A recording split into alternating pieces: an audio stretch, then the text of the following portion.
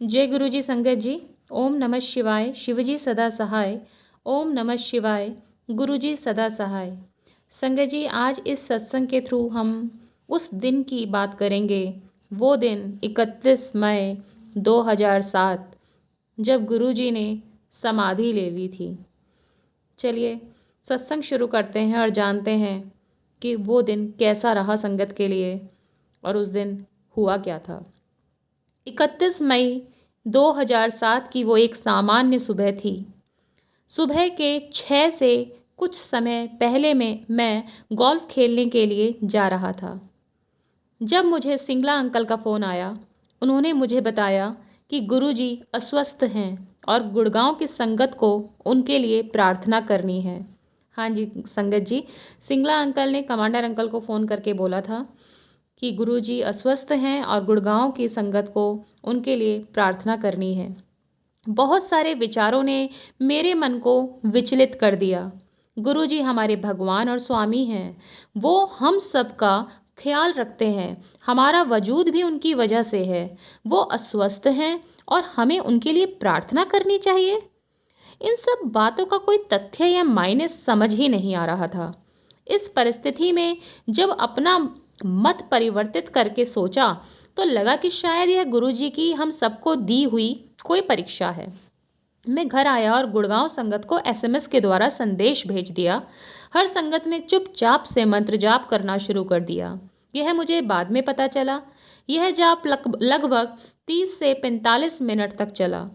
मुझे एक अन्य फ़ोन आया और मुझे बताया गया कि अब जाप करने की ज़रूरत नहीं है। मैंने सोचा शायद परीक्षा समाप्त हुई। अब मैंने संगत को संदेश भेजा, सब ठीक है, कृपया प्रार्थना रोक दीजिए। थोड़ी देर बाद मेरे एक घनिष्ठ मित्र का, जो संगत भी हैं, फ़ोन आया।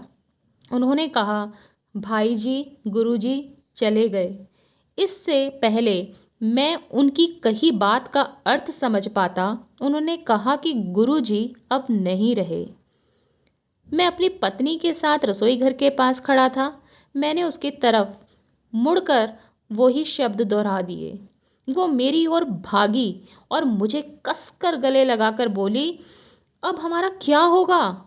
एकदम स्तब्ध अवस्था में मैं केवल धीरे से इतना ही बोल पाया, मुझे कुछ नहीं पता। यह हमारी जिंदगी का सबसे बुरा क्षण था। सब कुछ खो गया था। जो मुझसे कहा गया था उसके साथ मैं समझौता नहीं कर पा रहा था। फिर मुझे कुछ और सूचना देता हुआ एक संदेश मिला कि महाराज एम्स अस्पताल में हैं। मैं वहां जाने के लिए फौरन निकल गया। खबर फैल चुकी थी और संगत अस्पताल में इकट्ठा होने लगी थी। किसी से कुछ पूछने की ज़रूरत नहीं थी। उनके चेहरे सब बयान कर रहे थे। मुझे याद है गुरुजी की संगत रोती हुई बाहर सब जगह फैली हुई थी। अभी अभी जो भी हुआ था, सब उस खबर को स्वीकार करने की पूरी पूरी कोशिश कर रहे थे। अस्पताल का पूरा प्रांगण गुरुजी की खुशबू से भरा हुआ था। न सिर्फ कमरा और बरामदा, बल्कि पूरा अस्पताल परिसर उनकी खुशबू से भरा हुआ था। बेहोशी किसी हालत में मैं आईसीयू की तरफ चला गया। वहाँ कोई नहीं था और मैं खोया हुआ सा जब वहाँ खड़ा था, एक अंकल आईसीयू से बाहर निकले और मुझसे पूछा कि क्या मैं गुरुजी के अंतिम दर्शन करना चाहूँगा। मैं अंदर चला गया। गुरुजी अस्पताल के पलंग पर लेटे थे। मैंने दोनों हाथों से उनके पाँव, जिनमें जुराबें नहीं थी, पकड़ लिए और एक आखिरी बार अपना सर उन चरणों पर रख दिया। एम्पायर स्टेट में गुरुजी हमेशा जुराब पहने रहते थे और मैंने कई बार सोचा था कि क्या मुझे कभी उनके चरणों को छूने का मौका मिलेगा जब उनके चरणों में जुराबें नहीं होंगी। मुझे लगता था कि ऐसा भाग्यशाली पल कभी नहीं आएगा। आखिरी क्षणों में महाराज ने यह दिल की तमन्ना भी पूरी कर दी। पर यह पल अपने साथ बहुत बड़ा दुख लेकर आया था। हम सब उम्मीद कर रहे थे कि गुरुजी अभी उठ खड़े होंगे और यह सब सिर्फ उनकी एक लीला है। हमने सोचा था कि गुरुजी अपनी संगत को इतना प्यार करते हैं कि वो उन्हें छोड़कर जा ही नहीं सकते। पलटकर सोचें तो वो छोड़कर कभी गए ही नहीं। मैंने उनके मानव अवतार में आखिरी दर्शन 26 मई 2007 को किए थे, 31 मई से पहले आए शनिवार को। संगत घर जाने के लिए आज्ञा ले रही थी और मैं शायद पंक्ति में 8वें या 9वें स्थान पर खड़ा था। मेरे पीछे भी लगभग उतने ही लोग थे।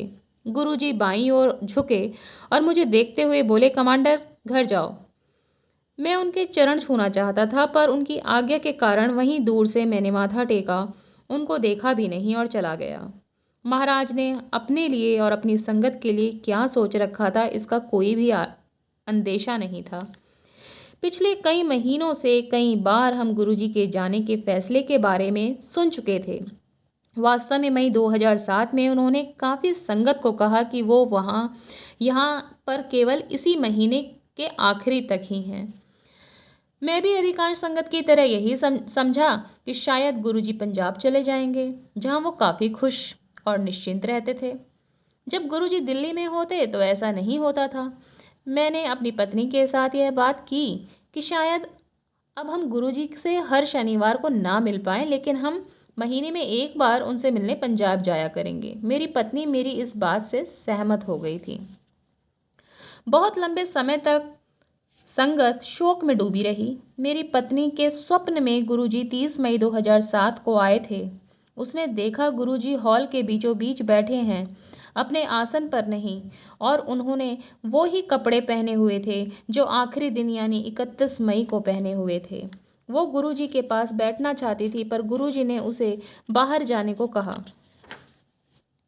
वो इस बात से खुश नहीं थी जब गुरुजी ने उसे आदेश दिया, तुम बाहर जाओ और सेवा करो। जो लोग यहाँ मेरे पास बैठे हैं वो बीमार हैं। मेरी पत्नी ना चाहते हुए भी बाहर चली गई। एक अनकही सी भावना थी मन में कि यह गुरुजी के साथ हमारे खूबसूरत से रिश्ते का अंत था। धीरे धीरे हमारी यह धारणा बदलने लगी, क्योंकि उनकी खुशबू कभी भी हमें छोड़कर नहीं गई, और मंदिर में, बाहर लॉन में और आसपास के वातावरण में सब जगह पहले से भी कहीं ज़्यादा यह खुशबू महसूस होती। हवा का हर झोंका उस खुशबू को लौटा लाता, हमें यह भरोसा दिलाने के लिए कि गुरुजी मौजूद हैं। बड़े मंदिर में मेरी पत्नी एक महिला संगत पॉल आंटी से मिली। उन्होंने उसे कस के पकड़ा और ज़ोर से गले लगाकर रोने लगी और पूछने लगी कि अब जब गुरुजी चले गए हैं तो उनके परिवार का क्या होगा। हम सब छोटे बच्चों की तरह थे जिनकी माँ उन्हें अचानक ही बेसहारा छोड़कर चली गई थी। उस रात मेरी पत्नी ने स्वप्न में देखा कि वह एक सत्संग में गई है। गुरुजी अपने पास के पर्दे के पीछे से निकलकर सामने आ गए। मेरी पत्नी ने उनको देखा और चौंक कर बोली, गुरुजी आप यहाँ हो? गुरुजी ने कहा, और क्या, तुम सब सोच रहे हो कि मैं चला गया। मैं यहीं हूँ, मैं कहीं नहीं गया। वो पॉल आंटी जो रो रही थी, उसको नहीं पता कि मैं यहीं हूँ। तुम जाओ और उसको बताओ कि मैं यहाँ हूँ, मैं कहीं नहीं जा रहा, मैं अपनी संगत को नहीं छोड़ रहा। काफ़ी समय के बाद मेरी पत्नी पॉल आंटी से मिली और उनको जो गुरुजी ने कहा था वो बताया। बीतते समय के साथ संगत को एहसास हुआ कि महाराज उनको छोड़कर नहीं गए हैं। हाँ, अब वो पहले की तरह दिखाई नहीं देते हैं, लेकिन मौजूदगी की दिव्यता और उनसे जुड़ी हर बात कई गुना मात्रा में बढ़ गई थी। धीरे धीरे संगत को फिर से सामान्य महसूस होने लगा। अधिकांश संगत को स्वप्न में उनके दर्शन भी हुए।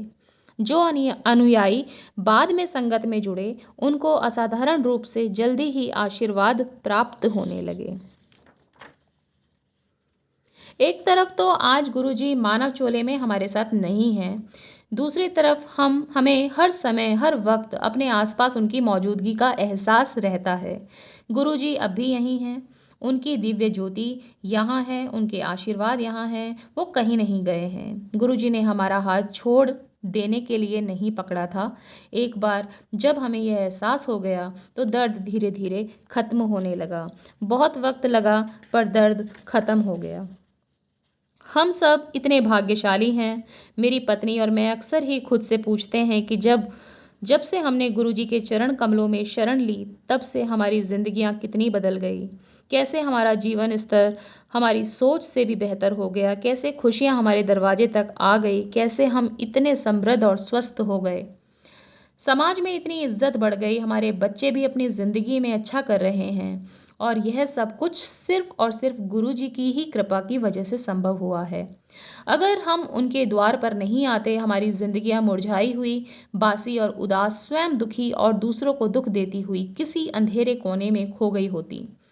हर एक बार जब हम अपने आप से यह प्रश्न करते हैं, हम उस क्षण अपनी जिंदगी के किसी भी मोड़ पर क्यों ना हो, हमेशा गुरु जी का आशीर्वाद महसूस करते हैं। उनकी खुशबू हमेशा साथ रहती है, हमें यह भरोसा दिलाते हुए, मेरे बच्चों, मैं यही हूँ तुम्हारे पास, मैं यही हूँ तुम्हारे पास। बहुत ही प्यारा सत्संग है। गुरु जी हमें छोड़कर न कभी गए हैं न कभी जाएंगे, वो हमेशा हमारे साथ हैं। ये सत्संग मैंने कमांडर अंकल की बुक दिव्य आशीर्वाद के लिए तैयार से आपके समक्ष रखा है। जय गुरु जी, शुक्राना गुरु जी।